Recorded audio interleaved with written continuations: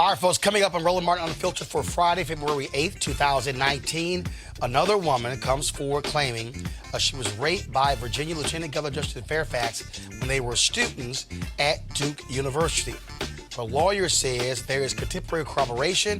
Fairfax has fired back, saying this is absolutely unsubstantiated and he will not resign. We'll break it down with our panel. Meanwhile, Virginia Governor Ralph Northam is digging in and is likely to survive the racist blackface photos in his medical school yearbook. Y'all got to hear about the reading assignment his staff has given him. Remember crazy girl Candace Owens, Blexic, big-time MAGA Trump supporter? Well, guess what, y'all? She was in England, and she actually said that, you know what? Hitler, his nationalism was fine as long as it was in Germany. Okay, wait till I play y'all the video. I told y'all she is not the brightest bulb in a dark room. Trump may be gone in a few years, but his federal judges will be here for the next 20, 30 to 40 years. We'll tell you about Republicans ramming through nearly 50 of his judges in one day. We'll talk with a lawyer from the Lawyers Committee for Civil Rights Under Law about what's going on. Also, new details of the story of Crystal Mason, a black woman who went to prison for voting in Texas. Her attorney, Kim Cole, is here with a live update. Also, this morning on the Tom Jordan Morning Show, I participated in the interview with Senator Kamala Harris, who's running for president. We'll actually have for you the full interview there on the Tom Jordan Morning Show. And Congresswoman Sheila Jackson Lee of Houston shows Acting Attorney General Matthew Whitaker, who's the boss, at a congressional hearing today. Wait till we show you the video. Folks, it's time to bring the funk. I'm Roland Martin Unfiltered. Let's go. Whatever the biz, he's on it. Whatever it is, he's got the scoop, the fact, the find. And when it breaks, he's right on time and it's rolling. Best believe he's knowing. Putting it down from sports to news to politics. With entertainment just for kicks, he's rolling. It's on go, y'all. It's Roland Martin, yeah. Rolling with Roland now. He's funky, he's fresh, he's real, the best, you know he's Roland Martin now.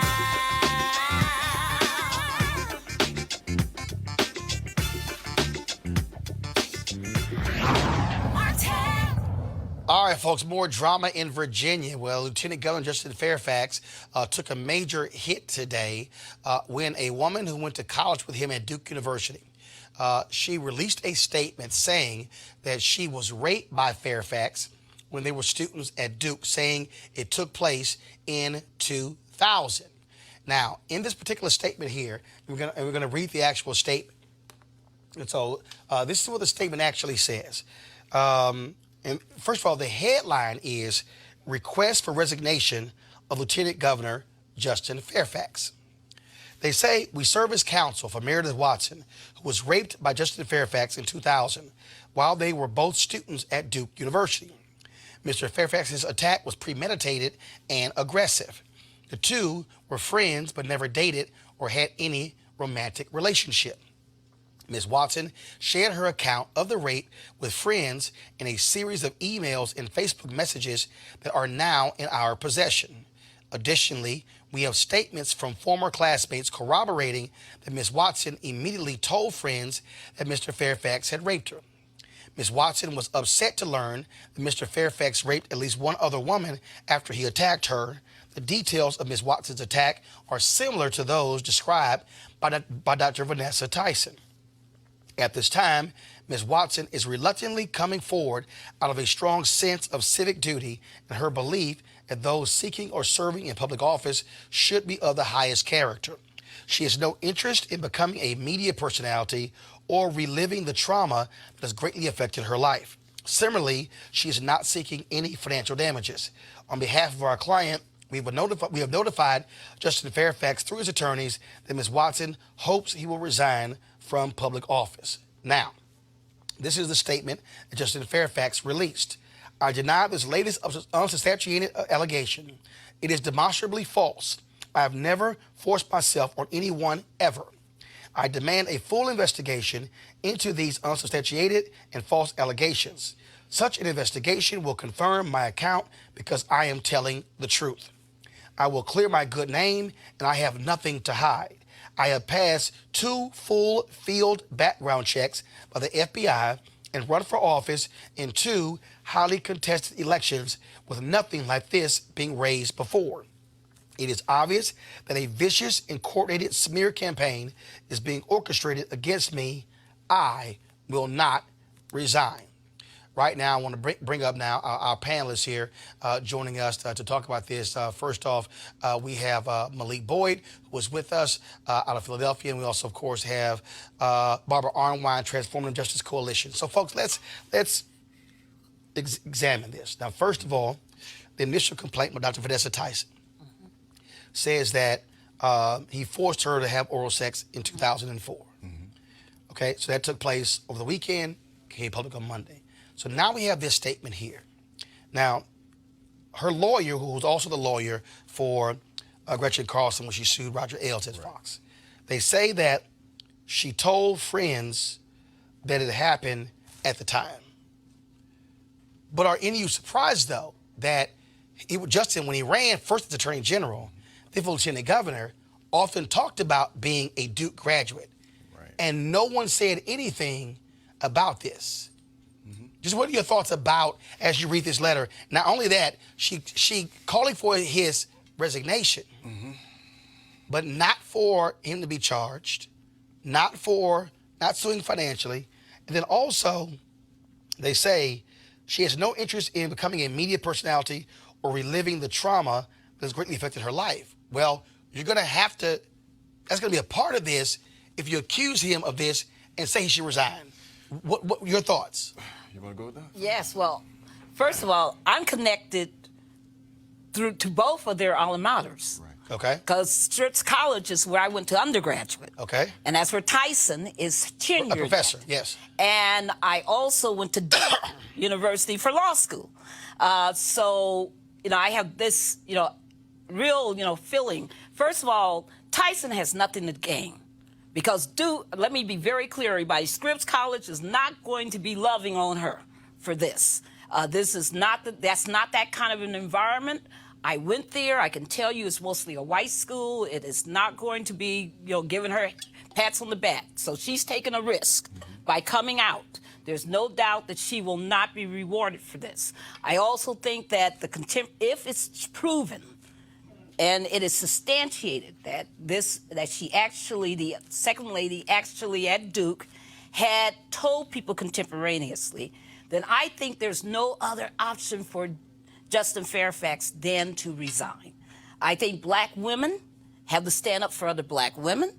And I think it's important for us to say that the entire rape culture of this society and within the African-American community has to end. So how do you, though, get to that point, though? Yeah. Because in order to get to that point, there has to be an investigation. Right. And there has to be the witnesses have to actually be named and have their statements read. I mean, this is not one of those instances where you just sit back and say, oh, well, there's no proof. It's just he said, she said. No. And we know from watching what happened with Kavanaugh that more people will come forward. And we also... Because sounds like a pattern. But here's the piece here. We also have here where she frames this as he raped her. Yes. When Dr. Tyson's statement, they called it sexual assault because it was forced oral sex. Right. Now, I'm not a lawyer, I'm not a prosecutor, but I think when people hear rape, they hear that as differently than what Dr. Tyson described. Exactly. But the lawyers here say in their statement that that details of Ms. Watkins' attack are similar to those described by Dr. Vanessa Tyson. Right. So first thing is, I think every man on this panel is vehemently against rape culture, all right? But it becomes dangerous when you throw rocks and hide your hands. And that's, in essence, what that statement was. He raped me, but I'm not going to even finish the conversation. I'm just going to leave this thing out here and let it stick. In this kind of political climate, to your point, we have to get to the bottom of it with the full investigation. And I do appreciate the fact that Justin Fairfax did not attack her and said, listen, let's go as deep as we need to go on the investigation because I have no doubt that I'm innocent. But she has to come to the table. She's got to tell the story. Now, again, so Barbara, you said that Yes. witnesses are going to have to come forward Yes. and names revealed. That's right. And so, and then they said that she told friends in emails and Facebook messages, and then they have statements saying that that Watson immediately told friends that Mr. Fairfax had raped her. Right. What you're saying is those folks are going to have to come forward Absolutely are. and say this actually happened. Absolutely. And, but also produce something that also corroborates it. Well, I think that, it's going to be very, very important for this to get fully aired, because I don't think that we can have a situation where it's just his word against her word. I think it's very important against their word now. And there will be others. But her Most lawyers, likely. though, are not calling for an investigation. Right. Well, and that's very, very interesting. And remember, I think it's so hard for people to understand what it's like for a woman who has been sexually assaulted or Right. raped. That they don't understand that you don't want the camera on you. You don't want to have to keep talking about what he did to you. That's emotionally not only harmful and hurtful, it's destabilizing to your entire existence as a woman. And I think that people don't understand that every time these lurid details are talked about what he did to her, it First of all, what he allegedly undermines- did. Right, what he So- allegedly did, it just chips at you. But- It's like somebody taking a hammer to a building. But I can actually just flip it, though. Yeah. If you're Justin Fairfax Right. and you say it flat out didn't happen, Right. former Governor Terry McAuliffe has said he should resign. If you are your lawyer, if you are the lawyer for Justin Fairfax, what is your response? Oh, of course, if I'm his attorney, I'm saying you got to make them come forth with all the proof. I mean, that's what I'm saying to him. I'm also saying, But would you tell him to resign? I'm also saying to him, confidentially on the QT, I'm saying, listen, if you did this, let's be straightforward right now. There's no sense in going down a long road Right. of defending and how, and all this, because all you're doing is destroying your entire career. It's already gone if it's true. But what if he So says to need you, to come out. what if he says to you, Barbara, if you're his attorney, if he says, Barbara, this did not happen. Then you defend your client. I mean, that's what you do as a lawyer. Would you tell defend him? your client. No, but I'm asking you, though, the cause for resignation. Yes. If you're his lawyer Yes. and he's saying, Barbara, I did not do this, they're saying I should quit. Do you tell him, quit, we'll try to clear your name, or do you say, no, you don't leave, we're going to fight? I would, but you got to remember, it's me, right? No, I'm asking you. As a woman. That's why I'm asking you. And I would tell him, listen, we're going to make them produce the evidence, and produce these witnesses. We're going to make them do that. We can do it in camera, meaning, we can have it done secretively without it being in the public eye, or we can do it in public. But the bottom line is, you better be conscious that if this is substantiated, that you're now doubly harmed. You're now course. doubly eroded. And it's not in your best interest to go down this road. Malik. So I agree with that, and I think that's very important. Yes. However, and I'm not a lawyer, right? But the right to face my accuser. You have now accused me, and so in the court of law now, bring it out. Show me the facts. And so, yes, there's this very delicate balance of someone having to relive such a traumatic event. However, the timing of it is quite interesting. But when is there a good time? Then there's never a good time. There's never a good But the time. timing and the facts that says, listen, this occurred, but I'm not going to tell you the rest of the story, and I don't want to relive it. In this space and time, I think it is justice on both sides for the story to come out. So I got to ask both of you. Yeah. We heard Democrats, especially women, who were saying with Christine Blasey Ford and Kavanaugh, Exactly. believe all women. You had Republicans who were saying due process Right. when Congressman John Conyers was accused. Yes. You had folks who were saying, oh, you got to go. Al Franken. Oh, hold on, I'm not going there yet. Okay. You got to go. Right.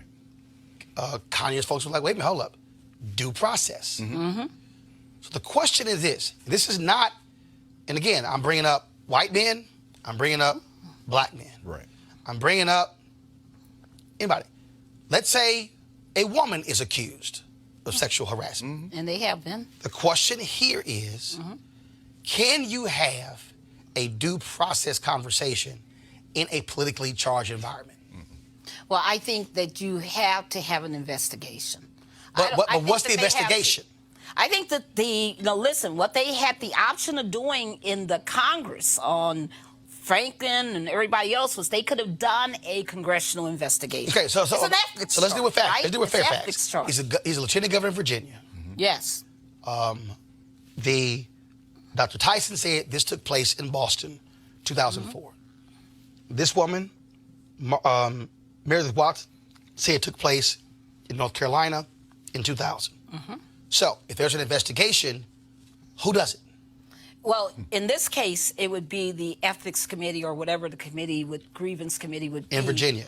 In Virginia. Okay. It would absolutely be. So And you got to also worry. I mean, he needs to worry because I don't know what the statute of limitations is on rape.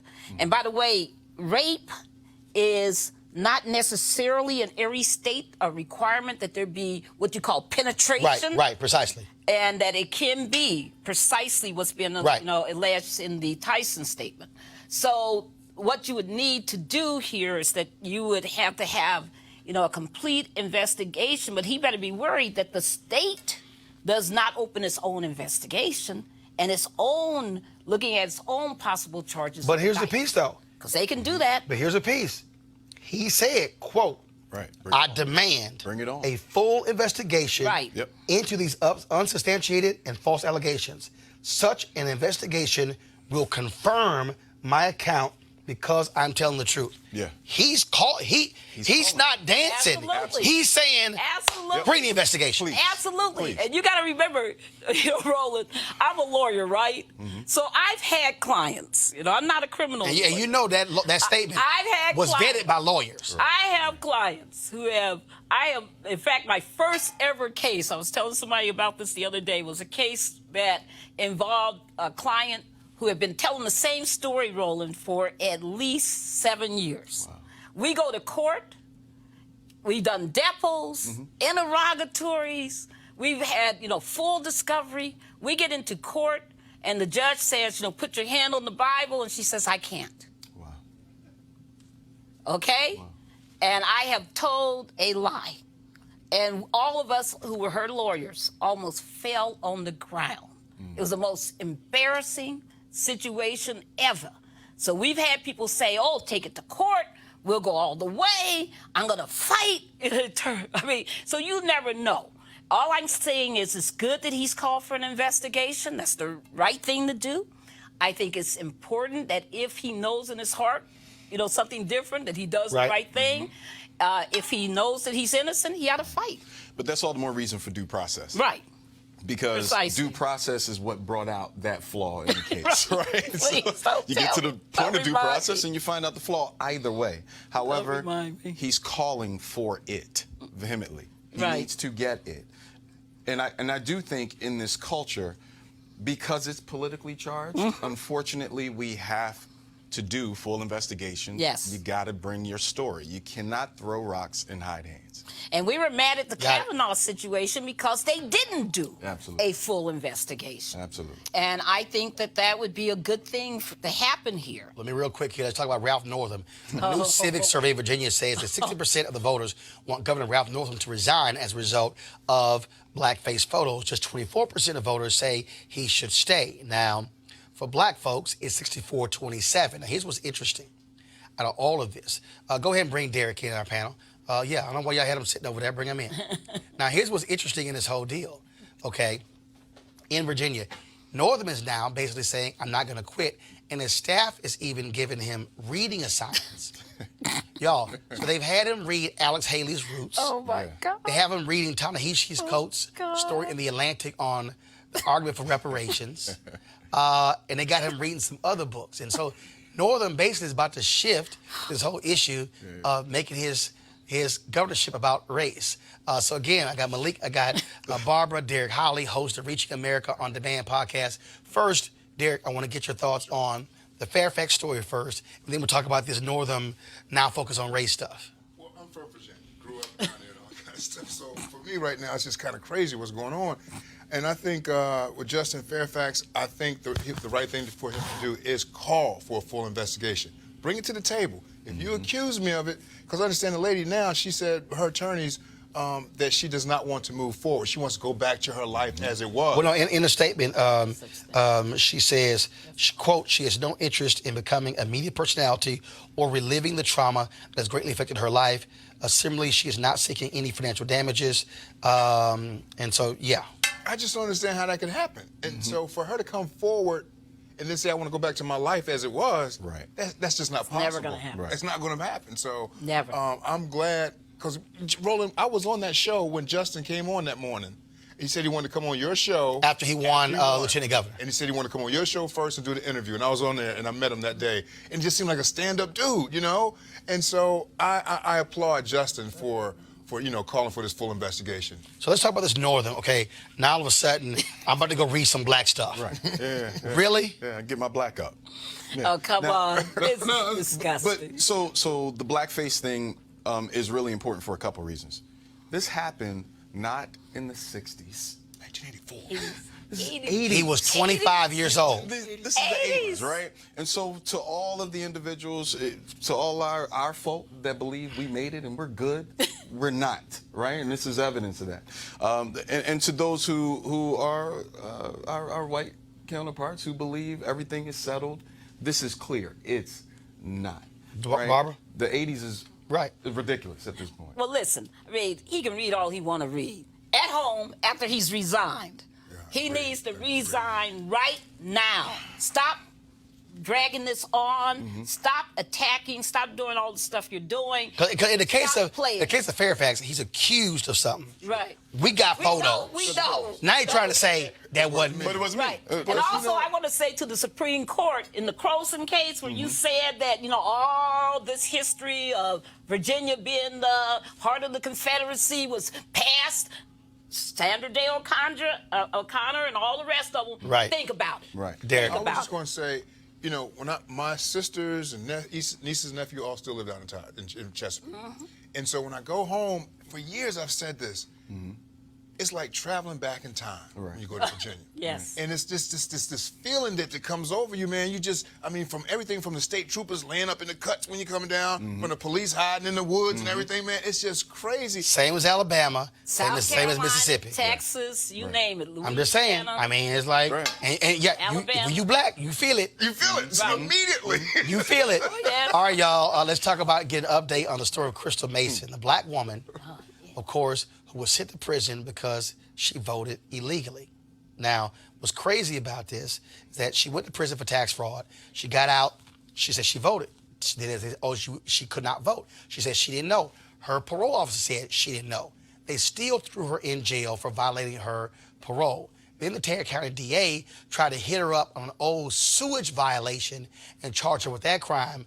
Luckily, they have dropped that charge. Joining us right now is Kim Cole, Crystal Mason's attorney. All right, so Kim, what's the latest? What's going on with Crystal?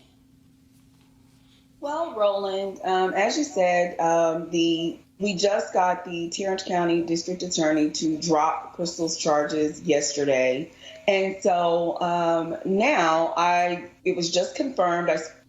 I heard from the Bureau of Prisons this morning. As of this morning, they are resubmitting Crystal's application to be transferred to a residential reentry center, which is commonly known as a halfway house. Okay, so, all right, now that was on that federal charge. So she would go to a federal halfway house. But Yes. what's the deal, though, on that state charge? Which state charge? The original voting charge or the sewer charge? The state charge, the voting charge. The voting charge is currently under appeal, and we are awaiting a ruling on that. So if she's able to get to this residential, this halfway house, how long will she spend time there? So she will probably have about 3 months left by the time that process goes through. So she'll spend perhaps maybe 3 months at the residential reentry center. And if there is no ruling on the appeal, or if we win the appeal, she is free to go on about her life. Okay, cool. Well, we wanted to certainly. I know she's a member of Friendship West Baptist Church. Reverend Dr. Freddie Haynes. I was a member of that church as well. So he was texting me this morning. So that is great news as well. And so we're certainly going to keep covering this case and certainly keep the attention on, because frankly, what they're doing to her makes no sense whatsoever. And so Kim, keep up the good work. Thank you, Roland. I certainly appreciate it. And I want to. I know I don't need to give a shout out, but I've got to make it clear that Albert Roberts, who opposed the Tarrant County DA in this past election, was very instrumental in getting this accomplished, as well as the Arlington NAACP president, Alyssa Simmons. So. All right, then. We appreciate that. So great job to Albert and NAACP. So Kim Cole, thanks a lot. Thank you, Roland. All right, now let's talk about Candace Owens. Now, y'all know I don't believe for a second she's the brightest bulb in a dark room. She's the young sister who white conservatives have been just slobbering over because of her love for Donald Trump. And so Fox News puts her on television all the time, and she's been running from me, y'all. And in fact, when they had their rally at the White House, where Trump invited them all there when they had their conference here last year. First, remember, we were going to cover their conference, but then they revoked our press pass. And so we went anyway. And so outside, she's on the megaphone, and she's doing interviews, and Vice has covered them and everything. And so she sees me and gives me this death stare. And like, what are you doing here? I was like, well, baby, I cover black stuff. And this ain't the first time I cover black conservatives at the White House, okay? And then y'all, the death stare was hilarious. Now, y'all, this is me. Of course. That's how I was looking at it. And so, then poor little Candace tells me, I blocked you on Twitter because you called me a coon and a salt and Uncle Tom. Now, any black conservative will tell you, I don't allow those phrases to be said on my show about them. I block people on social media who use those words. I've never called black conservatives sellouts, Uncle Toms, and coons. And I told Candace and her little minions, where the proof? Right. I'm still waiting. So she been running from me. Her little boy, Charlie Kirk, been running from me. But y'all, they were in England trying to launch Turning Point USA in the UK. A question gets asked. Charlie, standing right next to Candace, hand her the microphone. Press play. I actually don't have any problems at all with the word nationalism. I think that it gets, the definition gets poisoned by elitists that actually want globalism. Globalism is what I don't want. So when you think about, whenever we say nationalism, the first thing people think about, at least in America, is Hitler. You know, he was a National Socialist, but if Hitler just wanted to make Germany great and have things run well, okay, fine. The problem is that he had dreams outside of Germany. He wanted to globalize. He wanted everybody to be German, everybody to be speaking German, everybody to look a different way. That's not, to me, that's not nationalism. So in thinking about how it could go bad down the line, I don't really have an issue with nationalism. I really don't. I think that it's okay. It's important to retain your country's identity and to make sure that what's happening here, which I think is incredibly worrisome in terms of the decrease in the birth rate that we're seeing in the UK, is what you kind of want to avoid. So I don't have anything problem. I have no problems with nationalism. It's globalism that I try to avoid.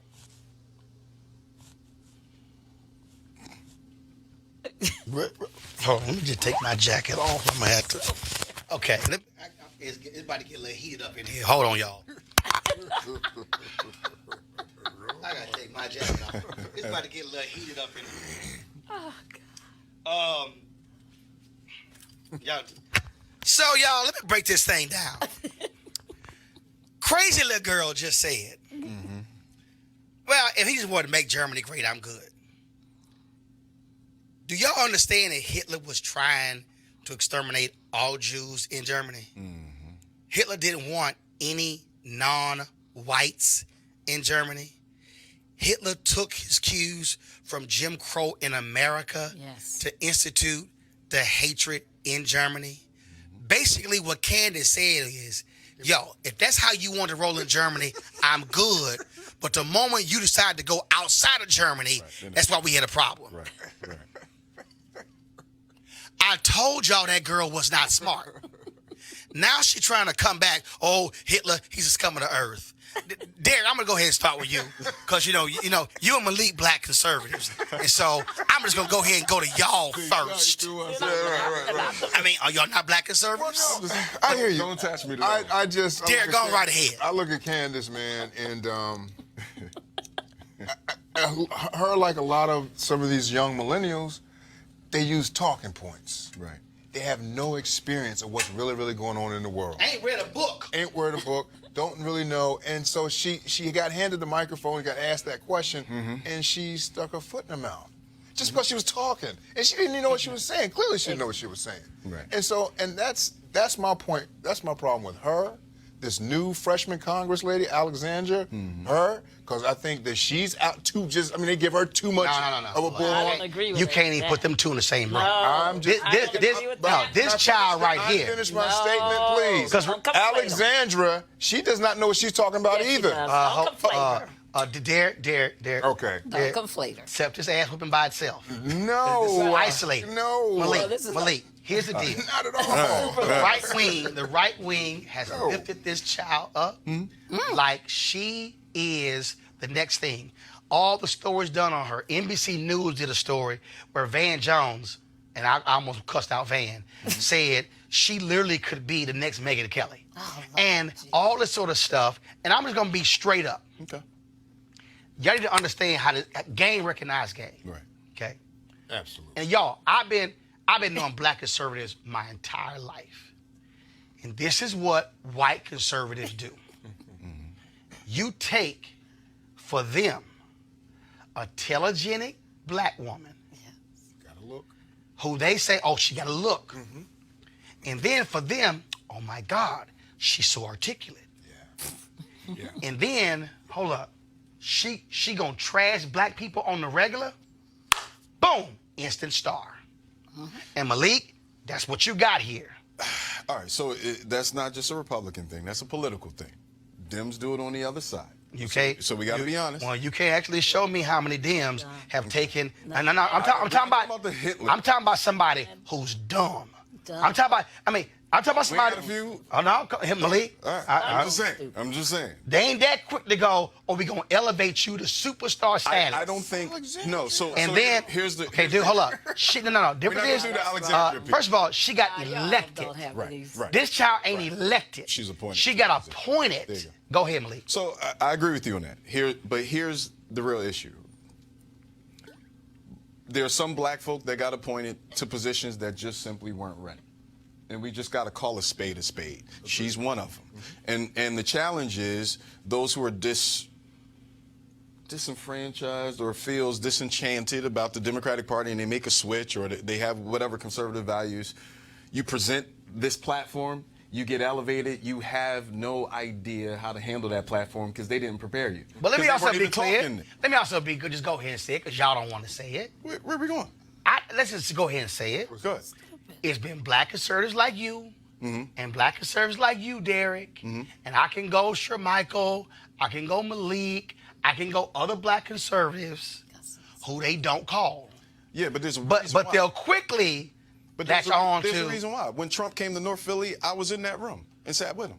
But I was willing to call him out on something in that room before he was president. There's a difference. Derek, I believe you're going to go in the room, you're going to call a spade a spade. Yeah. There are others that will play the role and go down the road. And that fame does not pan out. The sensationalism that a white conservative uses versus a black, the end result is totally different. Well, the problem is that she's stuck on stupid. She has not done any study, any analysis. They told her, since Trump said he's a nationalist, Run with that. that you can't criticize nationalism. They told her that our line is we don't like globalism. And so that's points. right. They're just, Right. I mean, you she don't like has- globalism Right. with a dude who's tried to open condos across the globe. Right. And she doesn't have good enough sense to know, because she knows nothing, because it's just empty, she doesn't even realize that she's standing on, she's standing in Britain and Germany. She doesn't even know the story of the Holocaust. I mean, she doesn't understand it. Hold on, let me finish different now. I didn't nuance, interrupt you. You're right. Because, she is, if she were Diamond and Silk, we would all say, oh, well, that's the minstrel show. No, it is. It's the agree with minstrel you. show without the need for blackface. Without the need for it. blackface. Come on, Okay. But what we're seeing here is somebody who they try to front as someone who's serious free thinker. Oh yeah, Free and thinker. see, Malik, the issue here, Go ahead. the issue here for me again, this issue, and I look, like I said, folks, I've known black conservatives for years. We've had black Republicans for eons, but the issue here is when white conservatives go, she's the one, Yes. and they put on television, Right. they put her on radio, they elevate her, Right. and she has no damn clue whatsoever. Right. I don't care how dumb you are. It ain't hard to say Hitler was evil.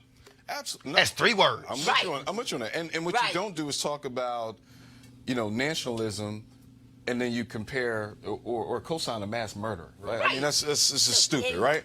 But If you want to make Germany great, okay, I'm good with that.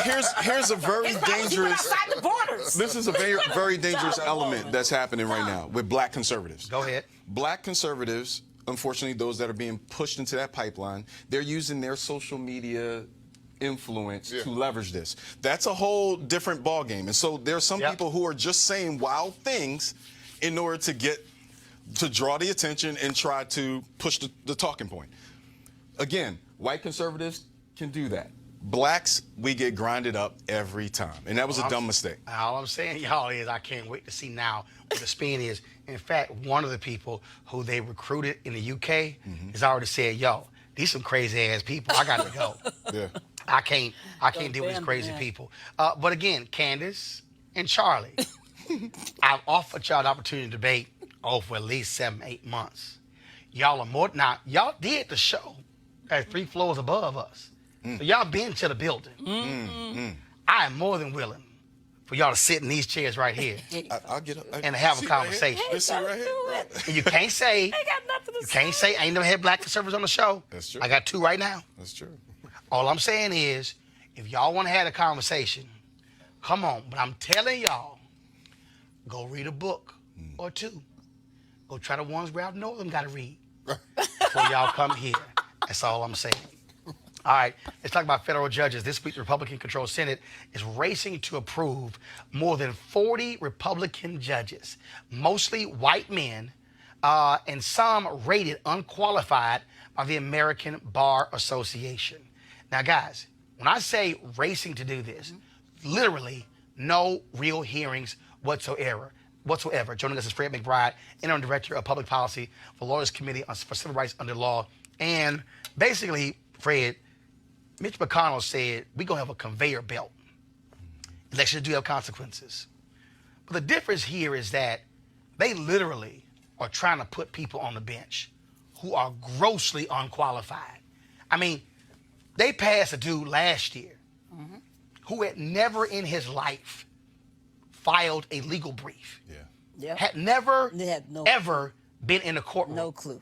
Last year, they put on the bench one woman who's only 11 years out of law school. She's like 35, and she had no idea about the law. One guy at a hearing, they hit him with a question. He said, well, we didn't really cover that in law school. These are lifetime appointments to the federal bench. Correct. And they've been moving expeditiously to push these through. Interestingly enough, though, these current 44 this week, these current ones, they don't want the embarrassment that came last year with some of those. So some of these have served and sat on a bench, but their views have been deemed extreme, outdated, just in the interest of fairness. I mean, you have a potential nominee who cannot answer a question about whether or not Brown versus Board of Education was Now that's what's stunning to me.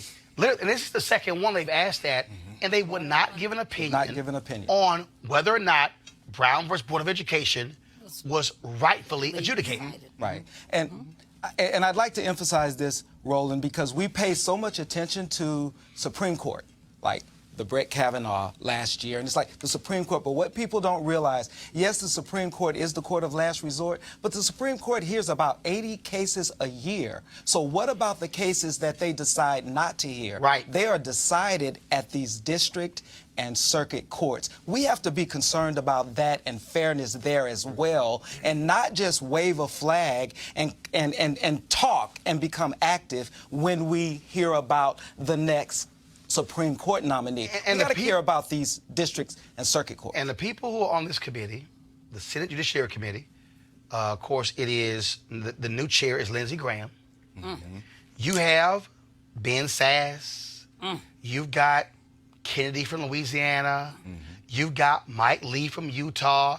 You got all these folks who talk about fairness and equality, all those things, and they literally are run them through. And they're being confirmed through our committee, 12-10 votes, 12-10 votes.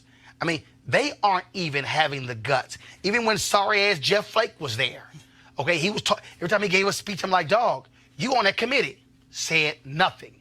They literally are confirmed. And they always talk about, oh, so-and-so, the gold standard for the American Bar Association. Many of these judges have been deemed unqualified by the ABA. And be concerned, too, that the long-standing tradition of senators being able to oppose certain judges from their states is just basically being ignored now. Which is the blue slip. Right. And so what Mitch McConnell has done, the rule in the Senate, folks, has been that that normally what happens is the senators from that state say, we'll sign off. So, for instance, when Obama was president, the two senators from North Carolina, Barr and Tillis, rejected two black women who he had appointed to the federal bench, refused to even give them a hearing. Not even a hearing. McConnell is so dastardly in Wisconsin as a Republican senator, a Democratic senator. Both of them submitted blue slips. He said, I'm going to ignore you. He even ignored the Republican blue slip. Their deal is, no, the Fairness Society wants these people. We're going to put them all on the bench. You wanted to say something, I Derek? was going to say, one of the things we talk about, I attend a weekly meeting, conservatives, and you're right. They have appointed more judges than any other administration. Now, the part about the expeditiously, that's just moving forward now because they have been delayed. Because every week they come in and report what's going on in the House, what's going on in the Senate, and these judges have been delayed. So now this new thing, I think they're moving expeditiously because it has been blocked for so many. Yeah, but first of all, delayed for how long? I'd say for the last few months they've been coming in and talking about how they've been delayed. So now they're definitely trying to push these things through. No. Let me correct. They've been getting them through. Let me correct. They've been getting through. They've been But getting not them this through. big bunch that you're talking about right now. Because for- what's been going on But they've been is that there's been negotiation with Democrats because what Schumer has been saying is we need proper hearings. Right. What they have done is to put on, and correct me if I'm wrong, Fred, they said, okay, we're going to put on 7 and 10 at one time. That's right. Exactly. And so as opposed to, I get to ask each person a question, no, I got to pick, Right. okay, I got 10 people on up at one time. And then what they did was, to the point you're talking about, several of them were so embarrassing, they were like, okay, we're not going to do that. We're just going to go ahead and just submit their names and no hearings at all. Right. These 44, did they all have actual hearings? Not all. A lot of it is sort of like a slate process. Right. Let's get it through. And Just and run to them add through. To your point, and to add to your point, remember we have a sitting president that says, I've appointed more. That's right. And he is actually reshaping the federal judiciary. Because And- the Republicans blocked 100 judicial appointments in Obama's last year, 18 months, because they were waiting to see if they will win the White House. And I was going to say, what concerns me the most about it, and I am a conservative, is that these guys, as you said, they are elected for life. Yes. They're going to be in that bench forever. And so it concerns me having a young black son because they're going to rule by the law of the land. And Malik, most of them don't even look like y'all. Listen, we talk about this all the time. These are largely we do this locally, right? 72%. Hold on a second. Over 72% of all of his nominees are Right. white male. Absolutely. Only 10% are minority. So you're looking at 90% white judges. But this Let's is- talk One about black. fairness. Wow. But this is and the one black person. One black. They were looking at 67 years old, and they said too old because Right. they only want judges who are between 35 and 50. Malik and Barbara. This is why elections matter and education and politics matters. We can no longer just vote with our gut, vote down ballot, and play these little games because we're now seeing the consequences of such. And let's ensure And that this our is- vote is counted. I'm sorry. Yeah, Barbara, go ahead. Barbara, go ahead. This is about them stop being stupid. You know, I sat with Clinton's people. I sat with Obama's people. I said your number one priority should be judges. Get it done, move it. Dems have not been smart when it's come to really moving aggressively on judges. And it is time for, and I think what I'm seeing is an awakening among the people where folks are finally beginning to realize my vote is tied to the judiciary, but the administrations that come in have to prioritize judges because all the vacancies that exist, I blame on the Obama administration in part. Because they could have done a better job. Well, They no. could have- No, wait, Barbara, wait. Barbara, wait. Year 1 and 2. Barbara, wait. Year 1 No, and 2. hold on. Barbara, wait. When you say do a better job, now let's just be clear. Year What Obama did is what Democrats do. They talk about you're going to be fair. Right. Patrick Leahy Right. was the chair of the committee. He said, we'll continue the tradition of the blue slip. That's what he said. He said, so we'll have the process. I keep trying to tell y'all. They did worse than that. Republicans don't give a damn about fairness. Their whole deal is, But that's Results. not pat that sucker. But here's the thing: Results. Democrats have to stop playing flag football in the Super Bowl. Yes. Hey. No, That's literally what it is. Hey, Hey. look, my philosophy is, when I you, like that. I've never heard that, but I like that. my philosophy is, What it is. when you get power, you use power. Use it. And I'm telling you right now, Right. if I'm Chuck Schumer, Right. and I get control of the Senate, It's on. let me tell y'all something. Right. That sucker gonna look like the speed train in China. And every time Mitch McConnell say something, I'll be like, show his ass the hand. Yeah. Because you sat here and changed the rules. I'm telling you right now, you think they ran through 40? I'll be like 80. I'm telling you right now, Right. I would. Right. I wouldn't apologize for Jack. But Democrats got to decide whether they want to play hard or They they're better- going to be soft. Right. Fred, final comment, then we got to go. Yes. Okay, my final comment, I'm glad you mentioned voting. Yes. Because civil rights groups, we are concerned about fair, equal access to the voting, to the booth. Yes. And political participation. Yes. This current administration, 30 circuit court judges. Yep. 53 district court judges. All of that. And some of those judges, some of those nominees supported the voter purge in Ohio. Yep. Right. Supported voter ID laws in Texas and other places. And now they're going to be sitting in a higher court. That's right. And I believe still supporting those positions. Of course. What up, question? All right, wrong. Fred McBride, we appreciate it, brother. Thanks a lot. Thank you. All right, folks, going to a break. We'll be back on Roland Martin Unfiltered in just a moment. Hey, fam, I want you to like, share, and subscribe to our YouTube channel, youtube.com/Roland S. Martin. And don't forget to turn on your notifications. Shh. All right, folks, let's talk about our partner, D Herbs, okay? They, of course, have this full body cleanse. So a lot of us looking to lose weight, take some of the toxicity out of our body. It's one of the ways to do that is a full body cleanse.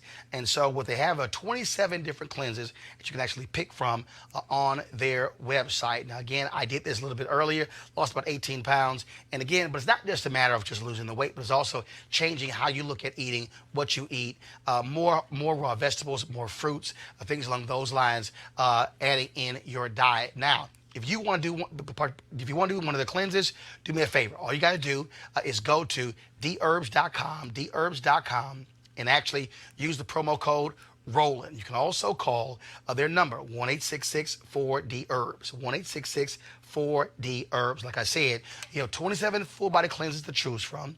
Some last 3 days, 10 days, 20 days. They also have weight loss management cleanses as well. So again, go to their website, check it out, see what works best for you. I can tell you it was great for me. This is the third time I've actually done it. And so we're going to have some other family members do it as well. So go to therbs.com or call 1-866-4DHERBS, 1-866-4DHERBS, and be sure to use the promo code Roland. So we certainly appreciate them supporting Roland Martin Unfiltered. All right, folks, today on the Tom Joyner Morning Show, California Senator Kamala Harris, who's running for president, she was on the show talking about that, and here is our interview with the senator. It, of course, is a great day. We are, of course, in the throes of a presidential campaign, and one of the folks, of course, who announced on King Day, California Senator Kamala Harris. Senator, how you doing? I am very well this morning, Roland. How you doing? First of all, for all the black people out there, let's just get straight. Is it Kamala or Kamala? It's Kamala. Just Thank you. Calm. Just think of calm. At least I try to be most of the time. I keep hearing folks throw all these different names out. So I'm like, you know what? Let's go ahead and be straight. Senator Kamala Harris. So first off, there you go. One of the things that we have seen since you announced so much attention on your record as a prosecutor, how are you going to deal with those issues where you have some folks who say that you were too tough on crime, that you were not responsive to the needs of African Americans? Can you speak to the critics of your record as a prosecutor? Sure, absolutely. I mean, look, my parents met when they were active in the civil rights movement. I was born knowing the disparities, the flaws, and the injustices in the criminal justice system.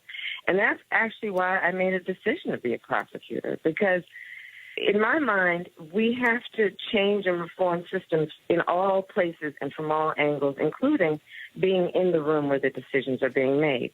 And that's what I chose to do. And listen, Roland, let's be clear. I think we all know if a woman is raped, if a child is molested, if one human being kills another human being, we all want that there will be consequence and accountability. And we know that no parent should have to sit their son down and tell him when he turns 12 years old that he may be arrested or killed because of his race. So there is a whole lot of work to do, which is why when I was a prosecutor, I did initiatives that were groundbreaking initiatives, like Back on Track, which you and I have talked about over the years, where I was one of the first DAs in the country to focus on young offenders and getting them jobs and counseling. And when I was doing this, there were DAs around the country saying to me, why are you're supposed to be locking people up, not letting them out. And I said, no, because that's not a smart approach. We need to get jobs. We need to get support for these young people, because if we want to be smart on crime, let's focus on prevention and not only reaction. So I stand by my record, but there are some people who are going to, just say you shouldn't be a part of the system ever. And I don't know that I can ever appeal to that perspective. But I know in my heart and my soul and in the work that I've done that my objective has been about public safety and reform of the system. Senator Kamala Harris, do you have a black agenda for your campaign? And by that, I mean, I know that you are obviously a black woman, and still people are talking about that. But also as a graduate of HBCU, you have an insight into this. But in terms of your plans, because, we're talking about unemployment for African Americans and education and things like that. And people want to know that they're being represented and thought of as this campaign goes on. Absolutely, absolutely. And I challenge all candidates to have a black agenda. And so, you mentioned, for example, HBCUs. I've just been meeting over the last 2 days with all the HBCU presidents and chancellors, talking about the work that we have done together and the work we have yet to do. I am a proud graduate of an HBCU, Howard University, and we know HBCUs. She says the same. She says the same thing to Hampton alum too. She says, "Ain't you?" You know what? I have a senior member of my staff who went to Hampton. Bless her heart.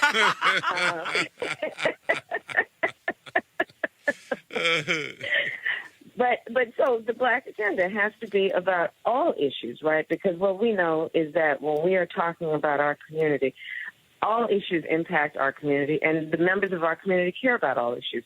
But let's start with HBCUs as an example. HBCUs produce 25% of all African-American STEM graduates, right? So that's in sciences, that's in technology, engineering, math. And so we've got to do the work of supporting our HBCUs, and that's the work I've actually been doing when I've been in the Senate as well around support in terms of federal dollars. Preach. We've got to deal with the wealth gap. Black families hold $5 of wealth as compared to $100 of our white counterparts. That's real. These disparities cannot be denied. Black home ownership, we're looking at 40% versus white home ownership, which is 73% of the population. So, again, disparities. When I was fighting the 5 big banks during the foreclosure crisis, I'm going to tell you, up and down my state of California, but across the country, Black families were devastated because what we know is our biggest financial asset, our biggest source of wealth, the thing that allows us to put our children to college and retire with dignity, is buying and owning a home, in which we take a great deal of pride. And so these are issues that I think about and work on. I have a proposal for how we need to change the tax system, and in particular around looking at families who make less than $100,000 a year and lifting those households up with a tax credit that they would receive of $6,000 a year, but they can collect it at $500 a month, because what I know is that almost half the households who make less than $100,000 a year in this country are a $400 emergency away from devastation. And as it relates specifically to Black households, this initiative would lift 60% of Black households out of poverty. So those are some of the issues. We can talk about voting rights. We know when we look at Stacey Abrams, when we look at what happened in Florida with Andrew Gillum, we know we still have so much work to do, because after 2013 and the devastation that the Supreme Court caused to the Voting Rights Act with Shelby v. Holder, we had 22 states at least that put in place laws that were discriminatory against Black folks being able to vote. In fact, in North Carolina, the Court of Appeals said specifically, and I quote, that the law was created with surgical precision to prevent Black folks or to deter Black folks from voting. So that's another issue. And then, of course, there is the criminal justice issue and what we need to do around arrest rates, around incarceration rates, around what is happening in terms of the killing of unarmed Black men and women, and what needs to happen around massive change and reform around a system of mass incarceration, a failed war on drugs. And I will tell you also, when I am elected president, I will change how this Department of Justice has been running recently, where they have shut down their pattern and practice investigations around bias and prejudice in police departments, and they have not been enforcing consent decrees. So I could go on and on, but there is an extensive agenda. And here's how I also think about it, just for the team. Because when we talk, we've got to also understand that Black America's agenda needs to be America's agenda.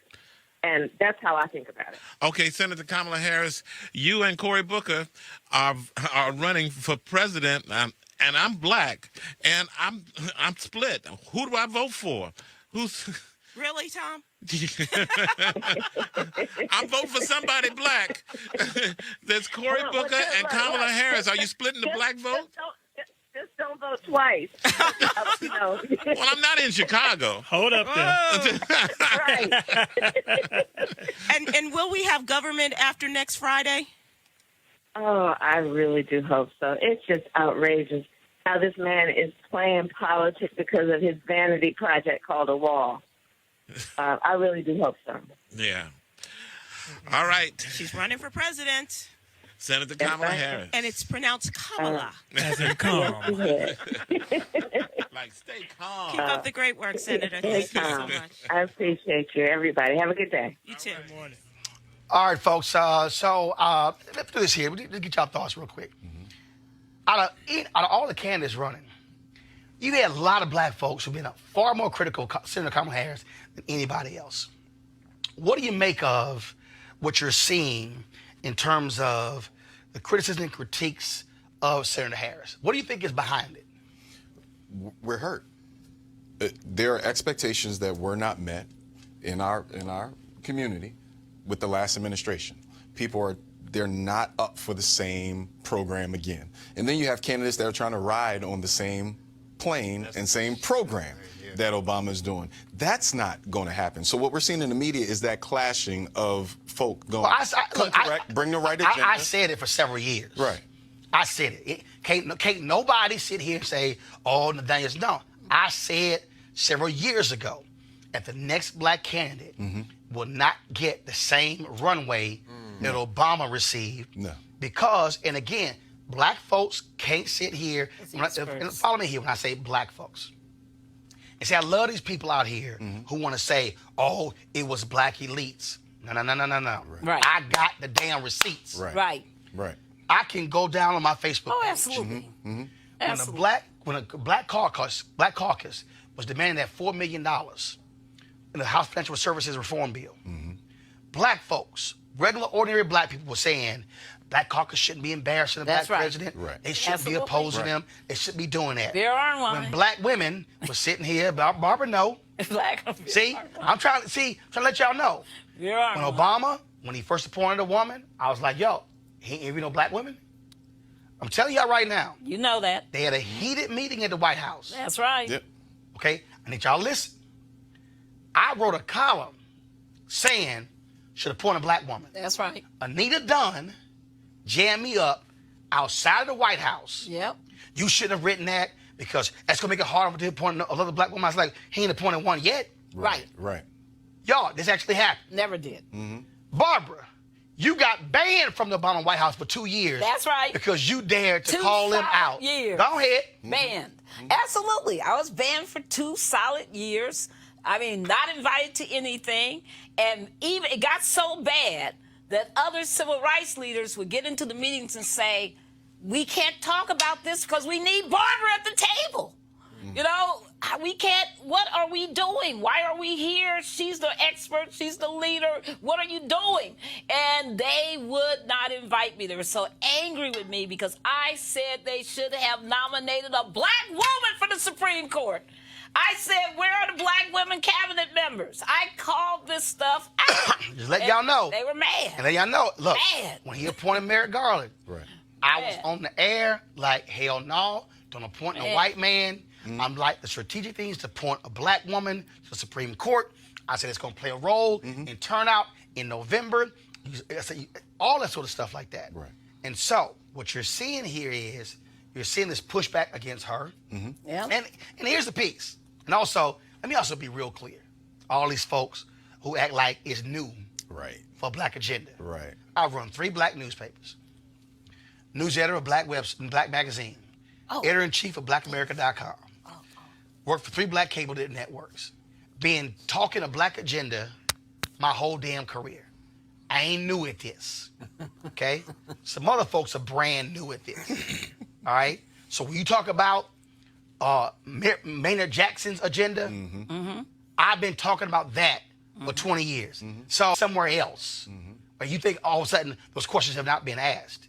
And so, but every candidate, not just Senator Harris, not just Senator Booker, I'm telling you, Bernie, I keep warning him. Yeah, he's going to get work too. You better chill. Talk about identity politics. Absolutely. He's crazy. But here's the thing. I keep warning them. How is it that the electorate, and we've got to challenge ourselves, how is it that we can curse out our favorite? Don't come now. Down ballot while your ward leader just gives you that little slip when you walk in. Don't even know your judges. Don't all of a even know- sudden start hollering Black Agenda. Absolutely. If your ass ain't been voting for district attorney. Down ballot. Don't be talking about criminal justice reform and Senator Harris if you ain't been checking the judges. That's right. Who you been voting for in your own city. See, some of y'all don't want to have that conversation. But we gonna go ahead and move on. I'm just letting y'all know some of y'all don't want to have it. Final comment, go ahead. Yeah, I think that people got to remember that a whole lot of black folks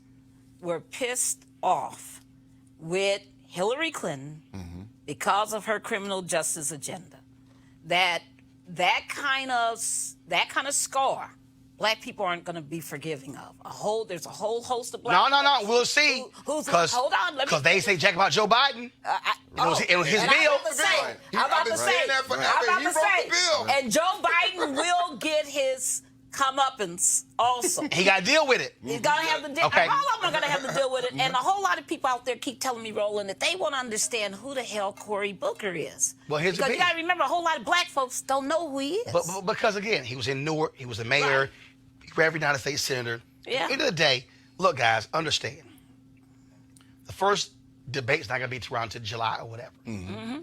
And so we're going to be asking these candid questions. People like, oh, Roland, why don't you ask Kamala this? Y'all, it was a 7-minute interview. Right. It was me, Tom, Sybil, okay? Right. You ain't going to get more than 4 damn questions in 7 minutes. If you're okay? lucky. But I can tell you that every person running, we're going to make the effort to do a sit-down one-on-one with them, and they choose not to sit down, but then we're going to tell y'all. But those questions are going to get asked. All right, we go to our next story. One of the men who beat black activist DeAndre Harris in Charlottesville in the summer of 2017 has been found guilty of the charge of malicious wounding. And now here's a video, y'all.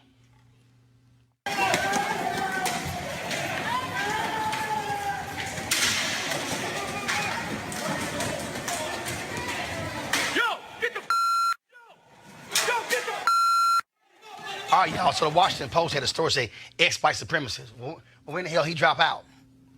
Ex-white supremacist. Right. When the hell he drop? When the hell he drop out? No, he's still a white supremacist. Absolutely. 50-year-old Tyler Watkins Davis was allowed to go home to Florida to await sentencing. Ain't that some bullshit? Now, the former member of a white nationalist group, he's still white nationalist, is the 4th man convicted in the beating. He could get 18 months to 4 years in prison. No bail, just sent home. See? They don't happen to black people. See? No. See? You don't get sent home. But See? that's Virginia. Yeah. All right, folks.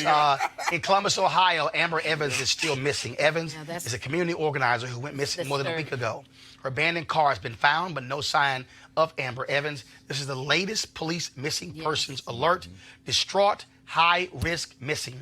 CPD, that's Columbus Police Department, is searching for 28-year-old Amber Evans. She's a light-skinned black female. Her vehicle was discovered in the Scioto Mile area the evening of January 28, 2019, after a dispute with her boyfriend. CPD's missing persons unit, the number is 614-645-4280, and JBRAMMER at Columbus Poll. That's his email, columbuspolice.org. And so we want to keep the pressure up. We got to find this young woman, y'all, because his sister is an organizer, and she has been missing, and so we can't allow her to be out there. She's still alive. We got to be able to find this sister. How long has she been missing? She's been more than a week now. It's probably going about nine days or so now. And so we got to keep the pressure This up. has happened to two of our. Absolutely. So, folks, let's go to our HBCU school today.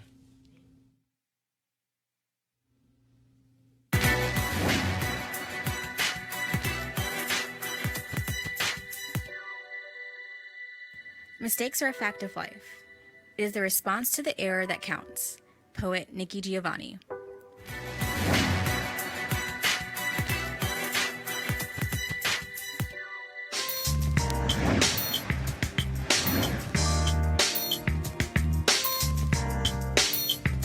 All right, folks, HBCU Giving Day, our school is Alabama State University, founded in 1867, located in Montgomery, Alabama. Notable graduates include Ralph Abernathy, Tangi Miller, Ricky Smiley, Quentin Ross, and Lil Yachty. Now, y'all know, yes, Ricky Smiley, you can give, go to alasu.edu, alasu.edu. And yeah, Ricky Smiley, you always hear him talking about Alabama and Roll Tide. No, his ass went to Alabama State. So, Ricky, I'd appreciate it if you actually rep the actual school you went to and not the other school you didn't go to just because they're University of Alabama. That's all I'm saying. That's all I'm saying. Don't be trying to rep the school you didn't go to. Right. Wear your Alabama State letters. That's right. Because you see me wearing Texas A&M letters. I ain't wearing some other school stuff. That's all I'm saying, Ricky Smiley. That's all I'm saying. All right, y'all. Calling all HBCU alumni, students, and leaders, enter the Ford Motor... Y'all want to change that? Thank you very much. Enter the Ford Motor Company HBCU Mobility Challenge and win $25,000 for your school. Building on their long-term support of HBCUs, Ford is looking to improve mobility in HBCU communities through innovative solutions. The winning program will receive a grant of $25,000 to implement the proposal. The deadline, folks, is March 31st, 2019. Go to fgb.life, fgb.life for more information and to apply. Forward goes further in our community. So we want to thank them for being a partner of our show as well. Okay, we're going to close the show out with this here, y'all. So Matthew Whitaker, interim attorney general, was testified before Capitol Hill today. He was whining, complaining. And y'all want to see some whining? Hit play. Congresswoman. Can the clock be restored? It was. I'm sorry, what was your, I don't know if your time's been restored or not. Mr. Attorney General, we're not joking here. And your humor is not acceptable. Now, you are here because we have a constitutional duty to ask questions, and the Congress has the right to establish government rules. The rules are that you are here. So I need to ask the question, and I need to have my time restored so that you can behave appropriately. I will behave appropriately as a member of the Judiciary Committee. Your ass got checked. Got What he said is, well, your time's up. the whole time. He even did it to the chairman, Jerry Knapp, Right. He did saying, the whole your 5 minutes up. He was acting up. Yeah. Oh, wow.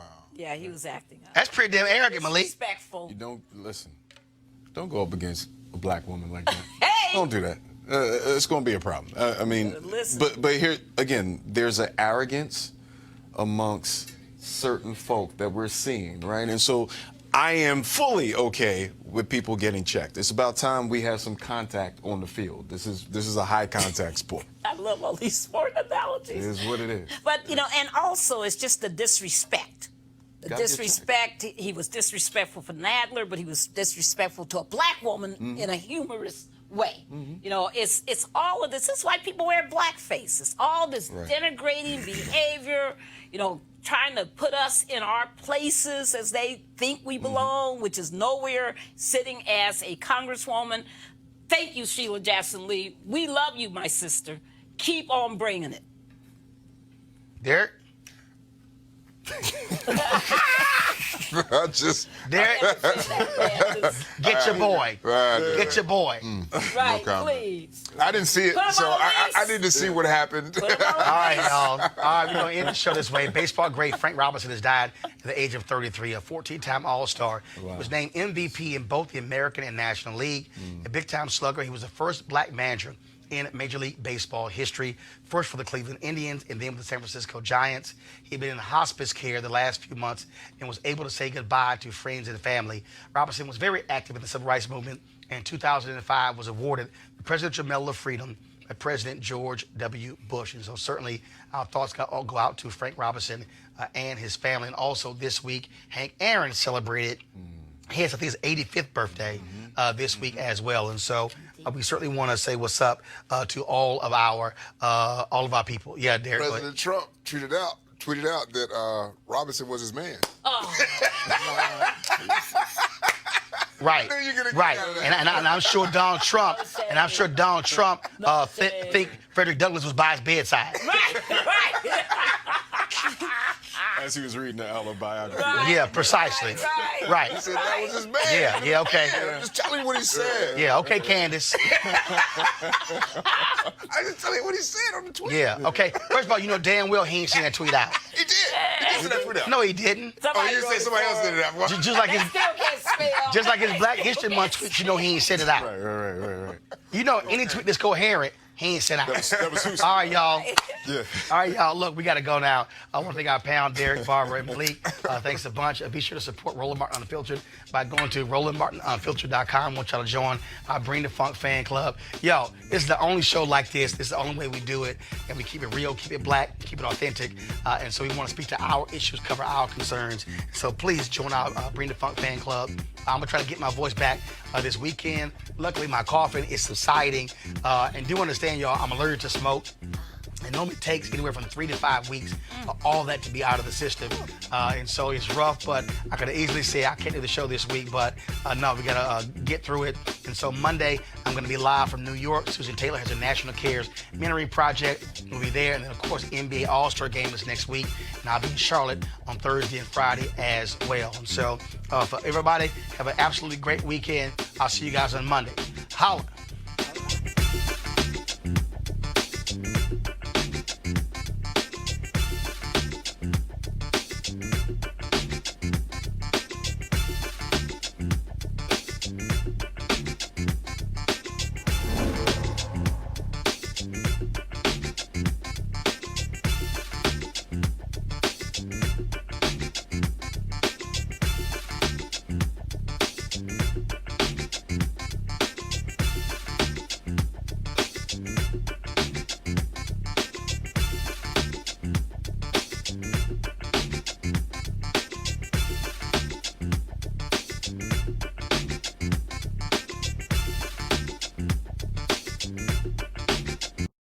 You want to support Roland Martin Unfiltered? Be sure to join our Bring the Funk fan club. Every dollar that you give to us supports our daily digital show. There's only one daily digital show out here that keeps it black and keep it real as Roland Martin Unfiltered. Support the Roland Martin Unfiltered daily digital show by going to RolandMartinUnfiltered.com. Our goal is to get 20,000 of our fans contributing $50 each for the whole year. You can make this possible. RolandMartinUnfiltered.com. You want to check out Roland Martin Unfiltered? YouTube.com/Roland S. Martin. And subscribe to our YouTube channel. There's only one daily digital show out here that keeps it black and keep it real. It's Roland Martin Unfiltered. See that name right there? Roland Martin Unfiltered. Like, share, and subscribe to our YouTube channel. That's YouTube.com/Roland S. Martin. And don't forget to turn on your notifications so when we go live, you'll know it. Hey fam, want to check out Roland Martin Unfiltered? The blackest show on all of digital, cable, and broadcast. Check out our audio podcast. There's only one daily digital show out here that keeps it black and keep it real. It's Roland Martin Unfiltered. Press play.